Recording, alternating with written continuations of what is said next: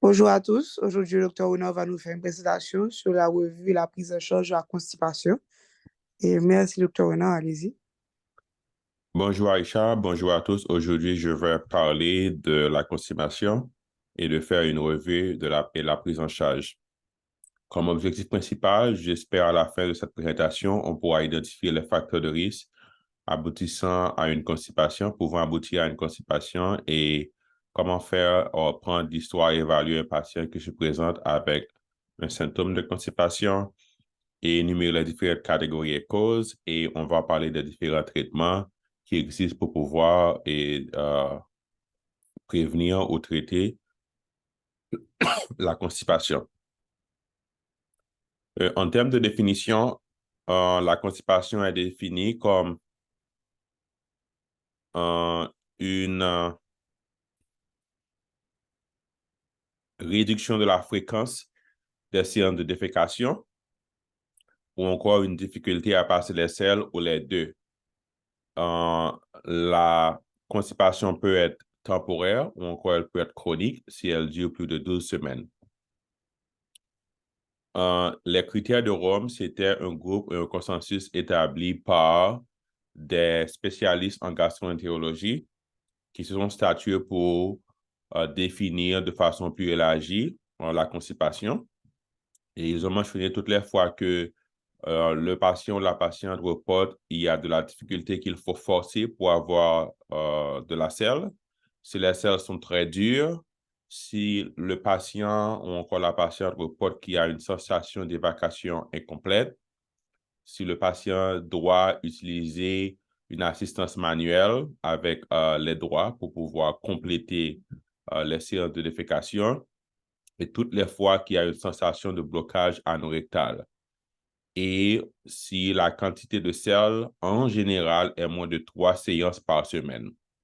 Donc, toutes les fois qu'il y a au moins 2 de ces éléments qui sont présents, on peut parler de constipation. On comprend bien qu'il y a des différences entre les gens. Il y a des personnes qui, depuis beaucoup de temps, qui normalement ont moins de 3 séances de défécation par semaine, qui ne sont pas constipés. Mais en général, dans la majorité des cas, toutes les fois, il y a une perturbation de la séance de défécation en termes de fréquence, ou encore s'il faut forcer, si les selles sont très dures, on peut parler de constipation.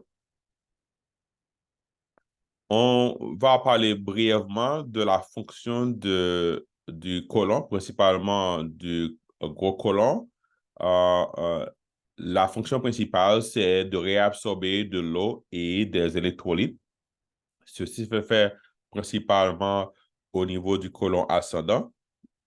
Et le côlon également sert d'élément de storage pour les selles. Et il y a beaucoup de bactéries qui résident à l'intérieur du côlon qui vont participer à des séances de fermentation. Et à la fin, avec le système nerveux ou encore une partie volontaire, quand les selles arrivent au niveau du côlon sigmoïde ou encore dans la région anorectale, on va procéder à l'évacuation. En général, toutes les fois qu'il y a une perturbation de ces séances, s'il y a moins d'eau au niveau du côlon, si les selles restent pendant trop longtemps au niveau du côlon, donc les selles vont être exposées, ils vont avoir une diminution de leur quantité en eau. Toutes les fois qu'il y a des problèmes neurologiques, il y a des problèmes de blocage, toutes les fois qu'il y a des masses, toutes les fois il y a une pathologie au niveau de la région anorectale, comme les hémorroïdes, les fissures, ceci peut aboutir à des problèmes de constipation. Donc, les constipations en général, c'est un symptôme, ce n'est pas un diagnostic. Il faut toujours rechercher dans la majorité des cas quelle est la cause sous-jacente ou encore s'il y a un élément qui aboutit à cette constipation. On les catégorise généralement en deux grands groupes. On peut parler de constipation primaire ou encore de constipation secondaire. Dans la majorité des cas, les constipations seront secondaires à quelque chose ou encore à une autre pathologie sous-jacente ou encore sont associées à d'autres pathologies. Il y a des pathologies endocriniennes comme l'hypothyroïdisme, des pathologies métaboliques ou encore si vous avez une hypercalcémie, des troubles électrolytes, la dépression, le syndrome du côlon irritable, les pathologies inflammatoires du côlon. Ceci peut être un signe imminent si le patient a des obstructions, ou encore les patients qui ont eu des antécédents chirurgicaux, ou encore les patients qui peuvent avoir une masse au niveau du côlon. Donc, dans la majorité des cas, on va retrouver une constipation qui est secondaire. Et très spécialement également, les médicaments peuvent aboutir à une constipation. Donc, on parlera surtout d'une constipation qui est secondaire.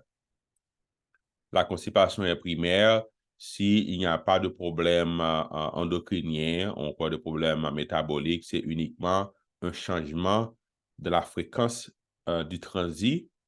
Il y a des personnes de façon réduite qui vont avoir un transit qui est réduit, mais qui est normal, et que ceci peut aboutir jusqu'à une réduction qui est très avancée pour aboutir à un blocage sévère. Donc, les deux grandes catégories, ce sont les constipations de cause primaire et les constipations de cause secondaire.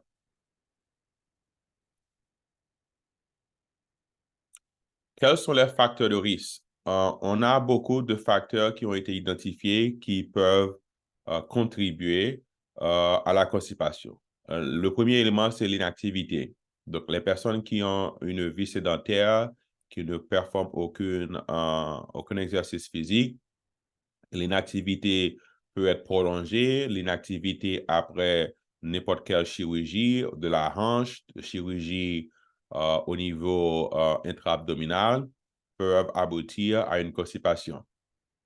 Et les personnes qui ont un apport alimentaire en fibres qui sont très réduits, de moins de 25 grammes par jour, parce que les fibres alimentaires vont enrober les selles et assurer qu'il y a un contenu d'eau et augmenter la tonicité qui va faciliter la tonicité. Donc, quand vous consommez beaucoup de repas qui ont des produits qui sont des aliments fabriqués au laboratoire, des aliments de processed food qu'on appelle ici, s'il y a un apport en eau qui est insuffisant, et ceci peut aboutir à la constipation.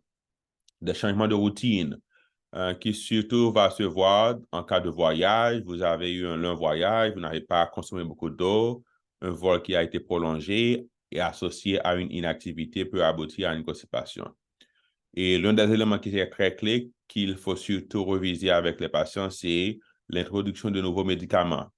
Les médicaments qui ont surtout des effets sur le système nerveux central, qui peuvent avoir des effets anticholinergiques comme ou encore qui peuvent réduire le péristaltisme intestinal, comme les opiacés. Donc, une patiente qui a eu une intervention chirurgicale au niveau de la hanche ou une intervention chirurgicale au niveau du genou, qu'on va prescrire des opiacés pour contrôler ces douleurs. Ces opiacés également ont des récepteurs mu au niveau de l'intestin qui peuvent aboutir à une constipation. L'amitriptyline qu'on prend des fois pour les troubles neurologiques, des douleurs neuropathiques, encore la dépression peut aboutir à une constipation. Et certains médicaments comme les dihydropyridine qu'on prend pour l'hypertension, l'amlodipine, la nifedipine peut aboutir à une constipation. L'état de stress, encore l'âge, c'est surtout avec une réduction du métabolisme et surtout il y aura d'autres comorbidités, les patients qui ont des troubles neurologiques progressifs comme le Parkinson, d'autres pathologies neuromusculaires, en dehors des pathologies congénitales. Donc, ces gens de patients ont un risque élevé. Les patients qui ont des troubles au niveau de la colonne cervicale, des troubles nerveux, des problèmes au niveau de la région pelvienne, les femmes enceintes, tout ceci sont des facteurs de risque qui peuvent aboutir à la constipation. Et comme on a mentionné également, les troubles endocriniens comme l'hypothyroïdisme, les troubles endocriniens associés avec une hypercalcémie sévère peuvent aboutir ou encore se présenter avec une constipation. Et on a une charte de Bristol qu'on utilise généralement pour essayer d'aider les patients à identifier ou caractériser la forme des selles. En général, le niveau 3 ou 4, c'est les selles qui sont beaucoup plus adéquates. Toutes les fois que les selles sont très dures, qu'ils sont une forme de pierre en roc, et qui arrive comme un petit bourgon, ceci peut être l'élément qui est associé à une constipation. Et vous allez jusqu'à la forme où vous avez les selles qui sont très liquides. Ceci, c'est la diarrhée. Donc, c'est une charte visuelle qui vous donne une idée. C'est quand vous avez des selles qui sont en forme de saucisse ou encore qui sont très allongées et uniformes, comme une banane. Ceci peut être, vous donner une idée que les selles sont très conformes. L'évaluation surtout va commencer comme tout patient qui présente avec un symptôme, c'est toujours de faire l'histoire. Est-ce qu'il y a eu des antécédents de constipation? Est-ce qu'il y a eu des constipations qui sont liées au niveau des membres de la famille? Est-ce que le patient prend de nouveaux médicaments? Quelles sont les activités? Comment sont l'apport en eau, en fibres au niveau de l'alimentation? L'examen physique, surtout en dehors du poids, il faut regarder surtout s'il n'y a pas eu de cicatrice au niveau de la région abdominale qui peut indiquer s'il y a eu une pathologie sous-jacente comme un blocage intestinal. Également, est-ce qu'il y a eu un perte de poids? Est-ce que le patient rapporte qu'il y a eu des sangs au niveau des selles qui peut indiquer s'il y a eu une masse au niveau du côlon? Et des fois, on peut même aboutir à faire un toucher rectal pour voir s'il n'y a pas de problème au niveau du sphincter anal, s'il n'y a pas de fissures, s'il n'y a pas des hémorroïdes. Et également évaluer la tonicité pelvienne, surtout chez les personnes âgées, qui peuvent contribuer à une constipation.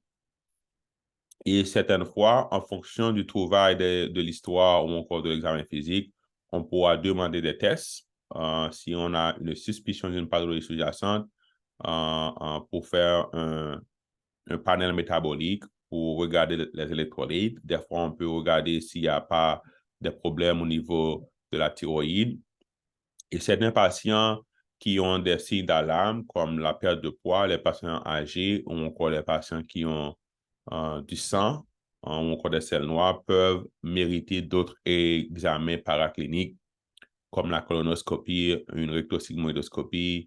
Des fois, on peut faire une radiographie abdominale avec contraste, donc un barium, reprobarité, pour voir le transit, pour voir s'il y a un blocage. Et également, certaines fois, on va aboutir à un scanner si on a une suspicion d'une pathologie sous-jacente comme une obstruction, un volvulus ou encore les patients qui ont un abdomen aigu pour s'assurer que la constipation ne soit pas un symptôme d'une pathologie sous-jacente qui est beaucoup plus imminente. La prise en charge principalement sera, pour la majorité des cas, c'est de fournir des informations aux patients en rapport avec un changement, un mode de vie, c'est-à-dire que encourager le patient à consommer beaucoup d'eau.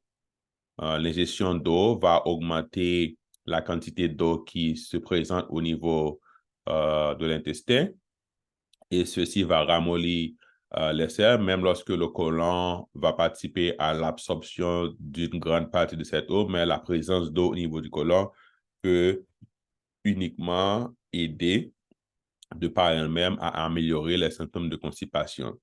Et également de faire l'exercice. L'exercice physique, en général, peut augmenter le péristaltisme et ceci peut augmenter également la force musculaire au fond de la région pelvienne pour pouvoir diminuer et les risques de constipation. Essayer d'avoir un calendrier. Il y a des gens qui juste, des fois, ils ont la sensation d'aller à la selle, mais ils prennent beaucoup de temps.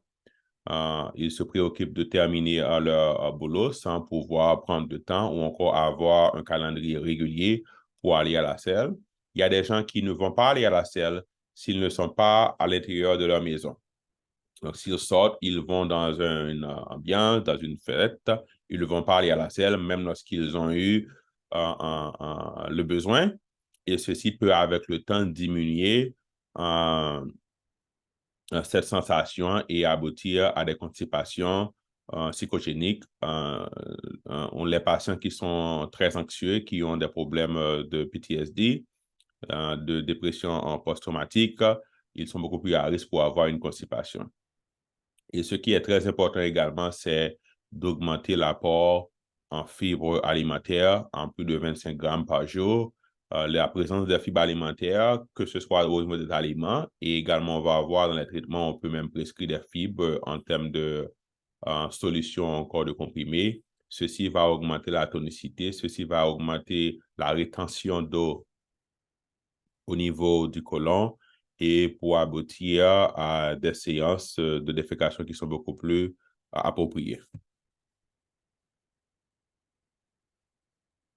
Comme prise en charge et en dehors des pathologies sous-jacentes, la majorité des patients vont avoir une constipation qui est temporaire ou chronique. On va surtout, en dehors des modifications de mode de vie, on va surtout recommander des laxatifs. Il y a différentes catégories de laxatifs et on les catégorise en fonction de leur mode d'action. Il y a les laxatifs osmotiques, comme le nom dit, ceci va augmenter la pression à l'intérieur du côlon.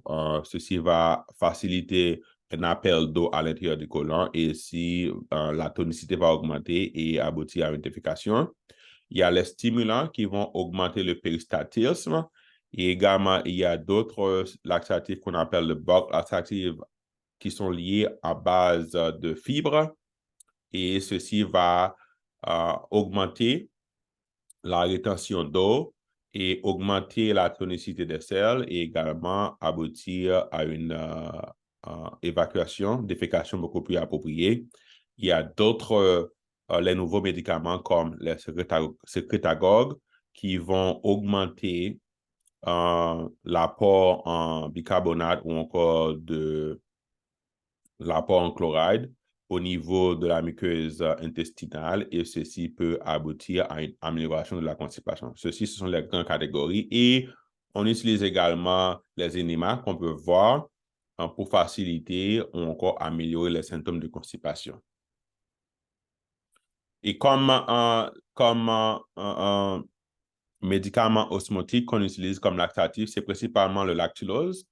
Ces médicaments ne sont pas absorbés au niveau de la région intestinale. Ils vont tous attirer l'eau à l'intérieur de l'intestin et faciliter une défécation.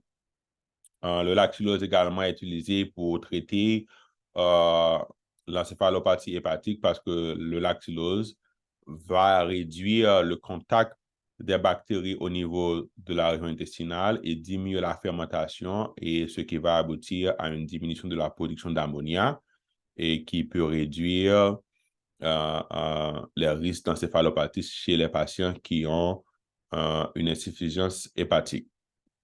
Le polyéthylène glycol qu'on utilise principalement pour les préparations intestinales avant les séances de colonoscopie. Donc, si on veut nettoyer le côlon, on va vous prescrire ces médicaments et il y a également des formes qui sont beaucoup plus avancées qu'on utilise de façon journalière pour pouvoir prendre en charge la constipation. Le sorbitol, il y a également des solutions à base de magnésium, l'hydroxyde de magnésium, le make of magnesia qu'on appelle ici. Tous ces éléments vont augmenter l'apport en eau. Comme effet secondaire, beaucoup de ces médicaments peuvent entraîner un ballonnement avec une production de gaz et des fois peuvent même aboutir à des douleurs abdominales légères. Donc, ces laxatifs osmotiques sont très utilisés pour pouvoir améliorer la constipation. Et les stimulants, c'est le sénat et le bisacodyl qu'on utilise principalement pour essayer d'augmenter le péristatile. Des fois, on peut les utiliser comme en première ligne ou encore en combinaison avec d'autres laxatifs. Et ceux qui vont augmenter le volume du contenu intestinal ou encore des selles, ce sont les laxatifs qui sont à base de fibres, comme le silicium qu'on appelle le métamycile ici, le Fibercon qui est le polycarbophile, Citrucel qui est méthylcellulose. Ce sont des fibres qui sont en forme de comprimé, encore de pastilles qu'on va prendre et ceci va augmenter, les fibres ne sont pas absorbées et la présence de fibres au niveau du transit intestinal va augmenter la présence d'eau et ceci va augmenter le volume, la tonicité qui peuvent aboutir à des séances de défécation qui sont beaucoup plus appropriées. Et comme nouveau médicament qu'on utilise principalement pour les patients qui ont une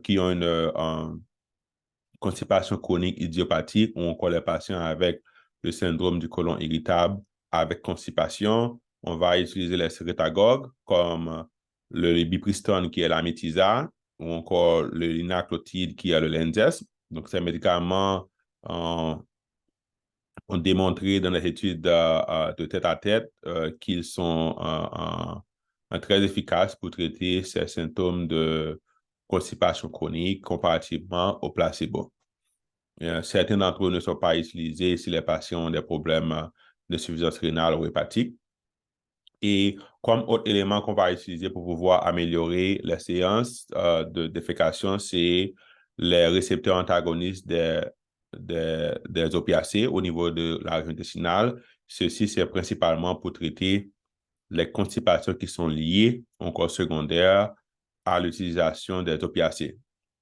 Donc, des patients à la période pré- ou post-chirurgicale et les patients qui sont prescrits des médicaments pour contrôler la douleur chronique, les opiacés, et les patients qui ont des opiacés pour traiter des douleurs cancéreuses, ils sont beaucoup à risque, non seulement parce qu'il y a une pathologie sous-jacente, mais les opérations de façon directe peuvent réduire le péristaltisme intestinal et aboutir à une constipation. Donc, ces médicaments comme le méthylnaltrexone ou encore l'amivopar, ils vont inhiber ces récepteurs au niveau intestinal et l'avantage de ces médicaments, ils ne sont pas absorbés et ils ne vont pas traverser la barrière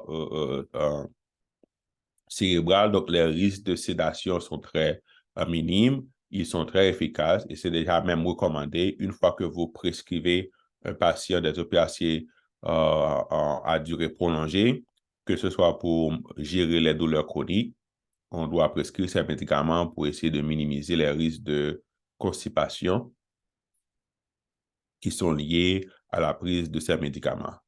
Euh, euh, euh, et en dernier lieu, on va utiliser principalement les éléments ou encore les suppositoires. On peut utiliser de l'eau tiède, pas de l'eau chaude, de l'eau tiède et au niveau du contenu anorectal. Ceci peut aider à ramollir les selles. Des fois, on peut utiliser le fit enema qui est à base de NaCl pour essayer également de ramollir les selles. Et dans certains hôpitaux encore, on peut même combiner ce qu'on appelle le smog enema. C'est une combinaison à volume identique de chlorure de sodium, de magnésium sulfate. Désolé, c'est MgSO4, 4, et de la paraffine et la glycérine. C'est une combinaison, c'est un cocktail qu'on va donner comme enema et tous ces éléments peuvent aider à ramollir les selles, principalement pour les personnes qui ont des problèmes anorectaux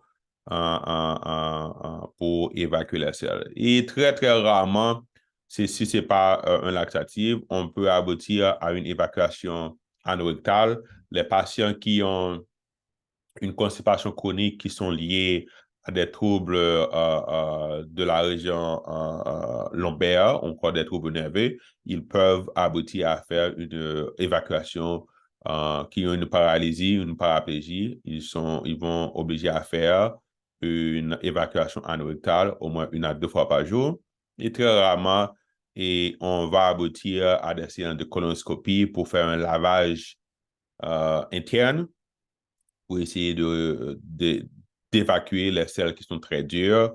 Ceci, c'est surtout sur les patients qui ont la paralysie cérébrale ou encore qui souffrent, qui sont très cachectiques, qui sont mal nourris, des patients avec démence, qui ont des troubles pelviens, qui se présentent avec une constipation de plus de 12 semaines. Et ici, on peut voir le tableau des différents laxatifs qu'on utilise. Ceux qui sont à base de fibres alimentaires, ils sont très efficaces. Ils peuvent aboutir à des douleurs abdominales, une distension. Rarement peuvent aboutir à aggraver une obstruction si vous ne s'assurez pas qu'il n'y avait pas d'obstruction. Et les stimulants, comme le sénat, le bisacodyl, le sodium en picosulfate, et ceux-ci vont augmenter le péristaltisme intestinal et en agissant directement sur le système myotérique nerveux. Et les laxatifs osmotiques qui vont augmenter la quantité d'eau à l'intérieur de l'intestin et pour pouvoir faire une évacuation. Et comme autre tableau, si c'est un tableau qui vous présente la dose et le mode d'action des différents laxatifs, principalement les secretagogues, la mitiza qui est le libipriston, ceci va activer les canaux à base de chloride au niveau de la muqueuse intestinale, utilisé principalement pour le traitement de la constipation chronique idiopathique ou encore le syndrome de côlon irritable avec constipation, est prescrit à environ 24 mg 2 fois par jour. Et dans les études, on n'avait pas intégré les personnes qui souffrent d'une insuffisance rénale ou hépatique. Et comme effet secondaire, ceci peut aboutir à de la nausée ou encore des céphalées. Le LENZES, qui est le linaclotide, ceci va activer la production de chloride par en aboutissant à une activation du guanylate cyclase au niveau de la région intestinale de la muqueuse. C'est prescrit à 145 mg par jour. Également, des fois, ceci peut aboutir à la diarrhée. Et il y a d'autres médicaments qui sont en phase de recherche qui ne sont pas encore utilisés. Et vous pouvez voir comme les récepteurs antagonistes des opiacés, c'est le méthylnaltrexone, l'amlodipine. Ces médicaments, comme je le dis, ils vont bloquer ces récepteurs au niveau de la région intestinale et empêcher et aboutir à une défécation. Et l'avantage, ces médicaments ne traversent pas le système nerveux central. Ils ont un risque d'effet secondaire au niveau comme l'étourdissement, la confusion, qui sont toujours très reportés avec les opioïdes, qui sont très minimes. Donc, ces médicaments, on doit les prescrire toutes les fois que on prescrit des médicaments, encore des opiacés, à des patients, que ce soit pour des cancers ou encore des douleurs chroniques. Un autre élément que j'ai oublié de mentionner, qui peut aboutir, qui est très important, qui peut aboutir à une constipation, c'est de façon paradoxale, c'est l'utilisation inappropriée de laxatifs. Il y a des gens, principalement chez les filles, qui vont beaucoup de laxatifs pour pouvoir, que ce soit dans la forme de boulimie, pour essayer de maintenir leur forme ou encore leur poids. Et ceci, si vous utilisez les laxatifs de façon inappropriée, vous allez éliminer beaucoup d'eau au niveau de l'intestin. Et ceci peut aboutir de façon temporaire, encore paradoxale, à une constipation. Et comme un diagramme qu'on essaie en général en clinique, toutes les fois que vous voyez un patient qui se présente avec le syndrome de constipation, et ceci est différent en milieu ambulatoire et comparativement au milieu hospitalier. Au milieu hospitalier, en général, on va avoir une idée en général, c'est l'inactivité, c'est la chirurgie. C'est un patient qui est très malade, c'est un patient qui a une intervention chirurgicale, qui ne consomme pas beaucoup d'eau, qui est sur une diète de restriction, qui est NPO, qui prend beaucoup de médicaments, qui est attaché avec beaucoup de tubes, des solutions intraveineuses, des cathéters, un patient qui est sur ventilation mécanique. Donc, ces patients sont beaucoup à risque pour avoir une constipation au niveau hospitalier. Mais dans le milieu ambulatoire, on doit toujours prendre l'histoire, faire l'examen physique et des fois aboutir au toucher rectal et rechercher surtout s'il n'y a pas des symptômes alarmants. Un patient qui a une perte de poids inexpliquée, un patient qui rapporte qu'il y a eu beaucoup de sang au niveau des selles et les patients qui sont âgés de plus de 50 ans, il faut penser à une pathologie intestinale comme principalement le cancer ou encore une obstruction et ceci peut mériter d'autres investigations cliniques et paracliniques avant même de traiter le patient.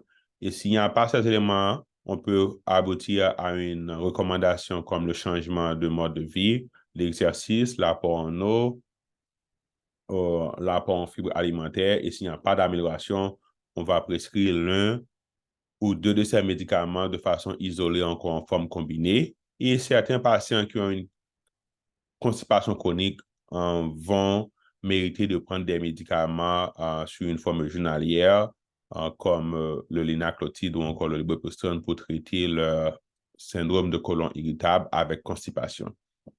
Donc, ça, c'est l'approche générale, c'est de prendre l'histoire, faire l'examen physique et essayer de voir est-ce que c'est un patient qu'on va mériter de faire des examens paracliniques en fonction de ce que vous trouvez. Encore, si c'est une constipation qui est temporaire, on peut recommander l'apport en eau, encore de fibres alimentaires et des fois même prescrire.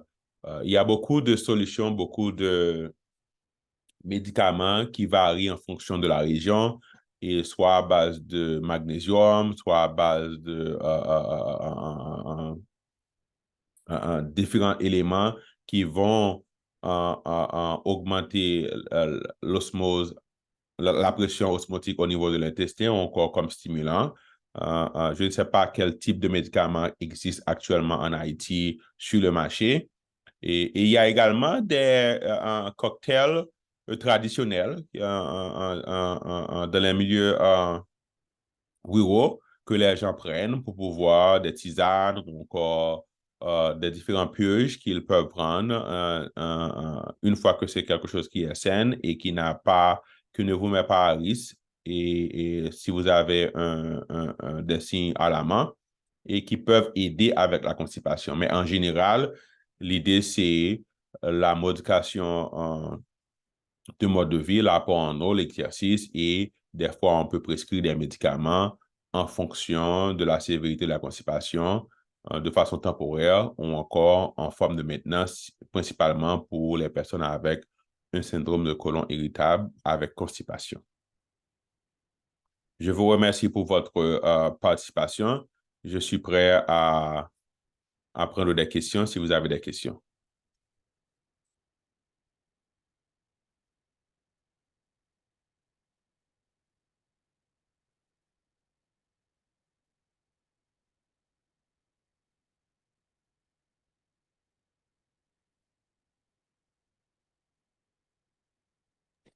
Vous n'avez pas de questions?